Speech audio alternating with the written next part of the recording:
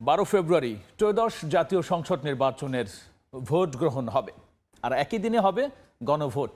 সন্ধ্যায় জাতির উদ্দেশ্যে দেয়া ভাষণে তফসিল ঘোষণা করেছেন প্রধান নির্বাচন কমিশনার এএমএম নাসির উদ্দিন।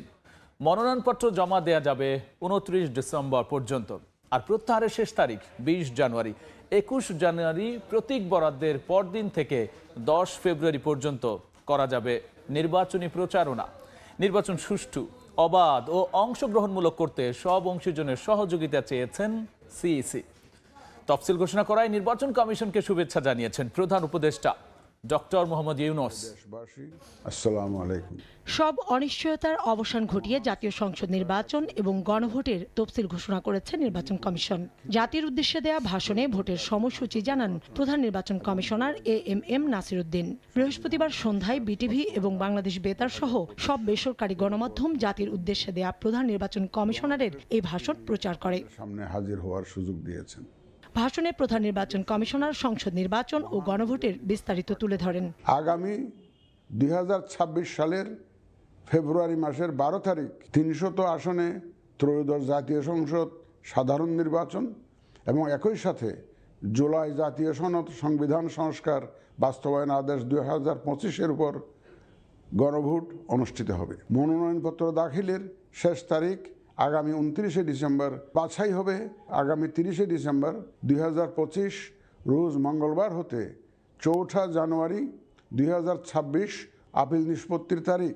12 জানুয়ারি 2026 রোজ সোমবার থেকে 18 জানুয়ারি 2026 প্রার্থিতা প্রত্যাহারের শেষ তারিখ 20 জানুয়ারি 2026 প্রতীক বরাদ্দ 21 জানুয়ারি 2026 তারিখ।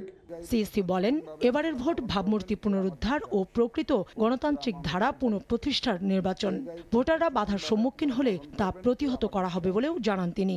যে কোনো ভয়ভীতি, প্রলোভন, প্রবঞ্চনা এবং সীমাবদ্ধতার ঊর্ধ্বে উঠে নিঃসংকোচে আপনাদের ভোটাধিকার প্রয়োগ করুন। অসত্য এবং অসৎ উদ্দেশ্যে প্রচারিত কোনো তথ্যে কান দিবেন না।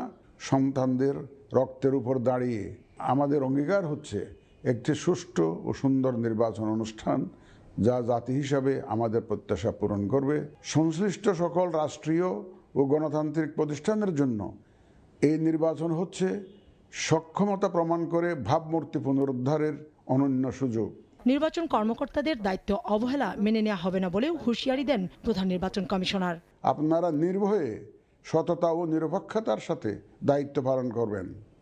মনে রাখবেন, এ ব্যাপারে কোনো শিথিলতা বা গাফিলতি সহ্য করা হবে না। সকলের প্রতি আমার আহ্বান, আসন্ন ত্রয়োদশ জাতীয় সংসদ নির্বাচন ও গণভোট সফল করে আমাদের গণতান্ত্রিক অগ্রযাত্রায় ঐতিহাসিক ভূমিকা রাখুন। রাজনৈতিক দল ও প্রার্থীদের আচরণবিধি প্রতিপালনের আহ্বান জানান সিইসি।